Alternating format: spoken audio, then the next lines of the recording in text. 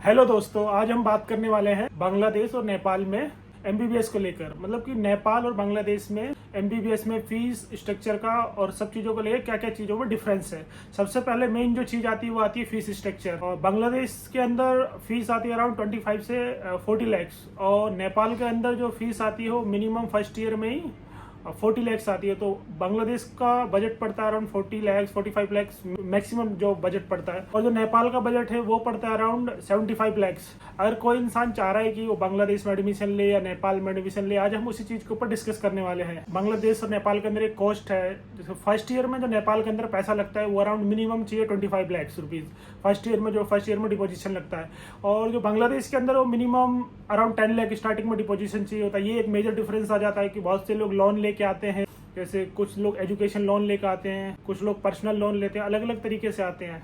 Number of seats जो है बांग्लादेश के अंदर जो अराउंड है 2000 टू 3000 सीट्स है जो बांग्लादेश के अंदर है इंडियन स्टूडेंट्स के लिए, और नेपाल के अंदर है 700 से 900 सीट्स है फॉर इंडियन स्टूडेंट्स के लिए। एक मेजर डिफरेंस है बांग्लादेश और नेपाल के अंदर सीट्स के लिए फॉर इंडियन स्टूडेंट्स के लिए। तो एडमिशन प्रोसेस होता है जो नेपाल के अंदर और बांग्लादेश के अंदर। जो नेपाल के अंदर अगर हम लोग बात करेंगे एडमिशन प्रोसेस के लेके, तो वहाँ पे नीट के काउंसलिंग के बेसिस पे भी एडमिशन होता है, और वहाँ पे एक लोकल एंट्रेंस एग्जाम भी होता है। बात करेंगे तो बांग्लादेश में होता है 10th और 12th के जीपीए के बेसिस पे एडमिशन होता है, और डीजीएमई में ऑनलाइन एप्लीकेशन रजिस्ट्रेशन करना पड़ता है।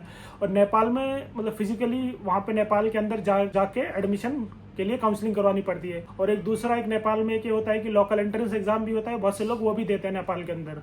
वो लोग गवर्नमेंट सीट्स के लिए देते हैं, लेकिन प्राइवेट सीट्स में तो एक्सपेंसिव बहुत ज़्यादा पड़ता है। और जो कोर्स ड्यूरेशन है वो कोर्स ड्यूरेशन नेपाल और बांग्लादेश में दोनों में सेम है। बांग्लादेश के अंदर जो कोर्स ड्यूरेशन है वो है 5 इयर्स का पूरा एमबीबीएस का कोर्स ड्यूरेशन है, उसके बाद 1 साल इंटर्नशिप अभी जो 2026 और 2027 जो बैचेस आएगा उसके लिए कंपलसरी कर दी है। और नेपाल के अंदर ये है कि 4.5 ईयर का एमबीबीएस हो गया, उसके बाद 1 साल कंपलसरी इंटर्नशिप है। नेपाल से करो या फिर बांग्लादेश से करो। वीज़ा और पासपोर्ट बांग्लादेश में मतलब प्रॉपर वीज़ा चाहिए, और नेपाल में ना वीज़ा चाहिए ना पासपोर्ट चाहिए। वहाँ पे नॉर्मली जा सकते हो आप। मतलब बांग्लादेश और नेपाल में ट्रेवल कैसे करते हैं, बांग्लादेश के अंदर तो प्रॉपर आपको वीज़ा चाहिए, स्टूडेंट वीज़ा लगता है, पासपोर्ट लगता है। और नेपाल के अंदर ये है कि ना वीज़ा लगता है ना पासपोर्ट लगता है, नॉर्मली जा सकते हैं वहाँ के अंदर, नॉर्मली जा सकते हैं। बांग्लादेश की जो वीज़ा प्रोसेस है उसमें क्या बोलते हैं, बांग्लादेश के अंदर भी 100-200 जो प्रोसेसिंग फीस लगती है मैक्सिमम 500-600 रुपये लगते हैं, वो लगते हैं। बाकी कोई फीस नहीं लगती है वीज़ा प्रोसेस में। वो फर्स्ट ईयर में जब लोग नए स्टूडेंट लोग आते हैं तभी वीज़ा प्रोसेस फीस लगती है, अदरवाइज कोई फीस नहीं लगती है। और दूसरा सबसे मेजर डिफरेंस ये है, और एक चीज़ और है कि बांग्लादेश में जो स्टूडेंट लोग आते हैं फर्स्ट ईयर में सिर्फ अपने एजेंट या काउंसिल किसी के थ्रू भी अगर वो एडमिशन करवाते हैं उसके थ्रू फर्स्ट ईयर में स्टार्टिंग में उन लोगों को इंडिया से जब आते हैं वो वीज़ा करवा के दे देता है। उसके बाद यहाँ पे हर साल खुद से ही बांग्लादेश के अंदर बांग्लादेश एम्बेसी है यहाँ पे, वहाँ से खुद से ही वीज़ा हर साल का बढ़वा सकते हो आप। हर 1 साल में वो बढ़ता रहता है, उसका कोई चार्ज वार्ज नहीं लगता है। बस कॉलेज से कुछ डॉक्यूमेंट्स लगते हैं तो वो हर साल फ्री हो जाता है। सबसे मेन चीज़ है, अगर जैसे कोई बांग्लादेश में एडमिशन ले रहा है तो टूरिस्ट वीज़ा पे अगर कोई इसका एजेंट है, अगर वो टूरिस्ट वीज़ा पे उसका एडमिशन करवा रहा है तो वो बिल्कुल भी ना करे, क्योंकि टूरिस्ट वीज़ा एजेंट है, अगर तुम्हारा पैसा लूटने के चक्कर में, वो स्कैम करने के चक्कर में होता है। तो ये तब करते हैं जो डीजीएमई में हम लोग ऑनलाइन एप्लीकेशन जो फॉर्म फिल करते हैं, अगर उसमें किसी का नंबर नहीं आता और एजेंट पहले ही बच्चों से पैसा खा लेता है, उस केस में वो लोग क्या काम करते हैं कि बच्चों को टूरिस्ट वीज़ा देके यहाँ पे भेज देते हैं। लेकिन फिर बाद में पता चलता है कि बच्चों को यहाँ पे बीएमडीसी में जो मेडिकल यहाँ का बीएमडीसी है, बांग्लादेश मेडिकल काउंसिल है, उसमें रजिस्ट्रेशन ही नहीं है। या बांग्लादेश में आने से पहले अगर आप किसी से भी एडमिशन लेते हो तो उसमें सबसे पहले अपना जो डीजीएमई अपने ऑफिशियल वेबसाइट पे लिस्ट निकालती है, एलिजिबल जो लिस्ट निकालती है इंडियन स्टूडेंट्स के लिए बांग्लादेश के अंदर कौन कौन एलिजिबल है। क्राइटेरिया जो होता है उसके क्राइटेरिया के बेसिस पे सबसे पहले अपना लिस्ट में नाम चेक करो, उसके बाद बाकी चीज़ें करो। जैसे बहुत से बच्चे होते हैं डायरेक्ट पैसे लिए, एजेंट से बात किया, जस्ट पैसा लिया और कुछ ना सोचा ना कुछ किया, डायरेक्ट पैसे डाल दिया कॉलेज के अकाउंट में। कॉलेज के अकाउंट में अगर आप पैसे भी डालते हो उससे कोई फ़ायदा होने वाला नहीं है जब तक आपका लिस्ट में नाम नहीं आएगा। उसके लिए आपका लिस्ट में नाम आना जरूरी है। लिस्ट में नाम आने के बाद आप अपने कॉलेज के अकाउंट में डायरेक्ट पैसा डालें। अपने एजेंट को पैसा बिल्कुल ना दें अगर आप बांग्लादेश के केसेस में हो। नेपाल के केस में ये होता है कि आप लोकली वहाँ पे जा रहे हो तो वहाँ पे आप बात करके आ सकते हो कॉलेज से या फिर एजेंट के थ्रू। और एलिजिबल क्राइटेरिया का दोनों कंट्रीज में सेम ही है। मतलब कोई एजेंट बोले कि आप बिना नीट क्वालिफाई के क्या बोलते हैं एडमिशन ले सकते हो बांग्लादेश में, नेपाल में, वो पॉसिबल ही नहीं है। आपको दोनों कंट्रीज के लिए नीट क्वालिफाई करना एक कंपलसरी है। बिना अगर कोई एजेंट बोल रहा है हाँ मैं करवा दूंगा, बाद में ये हो जाएगा वो हो जाएगा, उसमें एडमिशन मत लेना, आप उस चक्कर में आप स्कैम में फंस जाओगे। क्योंकि बांग्लादेश के अंदर आप एडमिशन तो ले लोगे, लेकिन आप जब वापसी इंडिया में जाओगे तो आपकी डिग्री वैलिड नहीं रहेगी। क्योंकि जो मेडिकल काउंसिल ऑफ इंडिया है उसका एक रूल है कि अगर आप किसी भी कंट्री से एमबीबीएस अब्रॉड कर रहे हो, वहाँ पे आपको एडमिशन जो है नीट क्वालिफिकेशन के बेसिस पर लेना पड़ेगा। अगर आप नीट क्वालिफाई नहीं हो तो आप एडमिशन नहीं ले सकते हो दूसरे कंट्री में। दूसरे कंट्री के क्राइटेरिया के बेसिस पे ले सकते हो, लेकिन ये है कि आपकी जो डिग्री है आप इंडिया में वैलिड नहीं रहेगी उस चीज़ को लेकर। अब मेजर चीज़ आती है कि बहुत से लोग सोचते हैं कि यार हिंदू जो स्टूडेंट लोग होते हैं जो देखते हैं कि यार नेपाल है जो वो हिंदू कंट्री है, तो मतलब हिंदूज की पॉपुलेशन ज़्यादा है, तो वो लोग सोचते हैं कि नेपाल हम लोगों के लिए अच्छा रहेगा।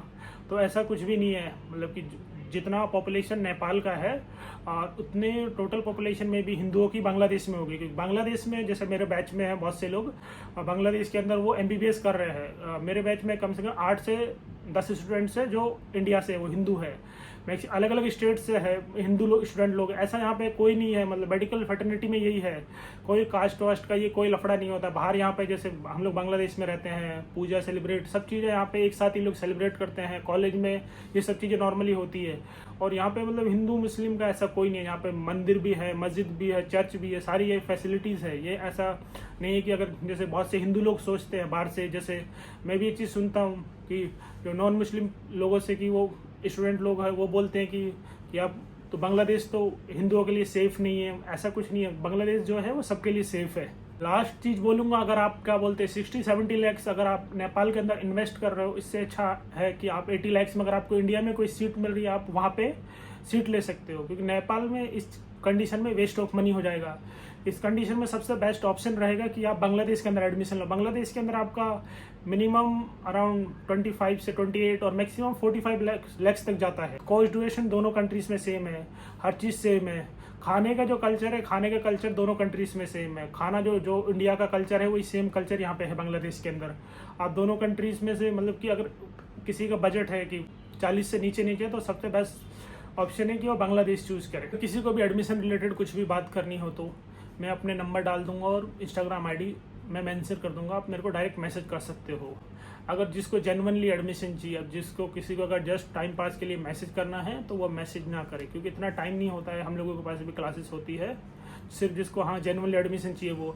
अब बहुत से लोग हैं जो एडमिशन लेंगे अभी, बहुत से लोग अभी रुके हुए हैं कि काउंसलिंग हो रही है कुछ टाइम बाद इंडिया में। वो लोग सोचेंगे कि लास्ट टाइम एकदम काउंसलिंग जब खत्म होगी हम लोग इस टाइम एडमिशन लेंगे बाहर की कंट्रीज़ में, अगर काउंसलिंग में नंबर नहीं आया। बट ऐसा नहीं है कि अब आपने अभी भी इसी टाइम आप अपने काउंसलिंग के हिसाब से आइडिया लगा सकते हो कि हाँ मुझे इतने नंबर पे कौन से कॉलेज में कितने फीस पे कॉलेज मिलेगा। क्योंकि यहाँ पे से मेरे कॉलेज में अभी मैक्सिमम सीट अभी भर चुकी है और भरने वाली है धीरे धीरे। जितना भी है, जितना यहाँ पे लोग, बहुत से लोग हैं जिनको आइडिया है, जिनके आस रिलेटिव्स में से कोई यहाँ पे पढ़ रहा है, वो लोग जो, क्योंकि स्टार्टिंग में ऐसा होता है कि यहाँ पे जो सीट्स है वो इजीली भर जाती है।